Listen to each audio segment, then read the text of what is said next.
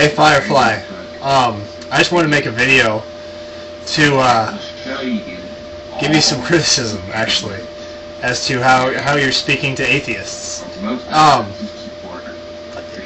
I tried to imagine I was an atheist and watching your video, and some of the assertions you made are actually from my viewpoint. But the fashion in which you deliver the message is offensive. What do you hope to attain? What do you hope to accomplish through delivering a message like you do?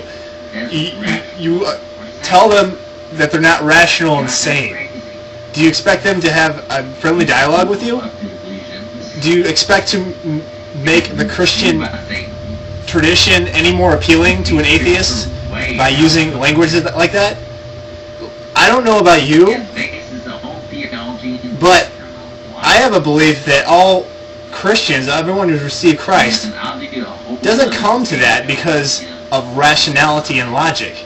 Actually, if you were operating purely off of rationality and logic, one would only conclude that your conclusions would be that of atheism. The reason I'm Christian, and I'll guess the reason that you're Christian, is because we had a revelation of the heart. We had a revelation from God Himself, which superseded logic, which superseded rationality. Even though we have the rational mind, it went above that and helped us know something that we can't put together completely in our mind. That's why people are Christian. That's why people are Christian. So, seeing as that's the assumption, then why would you suppose that you can argue an atheist into believing in God through rational discourse? That doesn't make any sense. And, additionally, for an atheist to somehow be argued into deism, which I'll take that for granted that has happened somehow, how is that going to bring that person into Christianity? Because here's atheism, okay, here's deism. It's a little bit of a gap, a little bit of a leap, alright?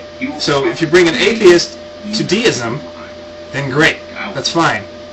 But how are you going to bring an atheist or deists into Christianity using rational discourse? Because if this is atheism, this is deism, the Christianity is all the way over here.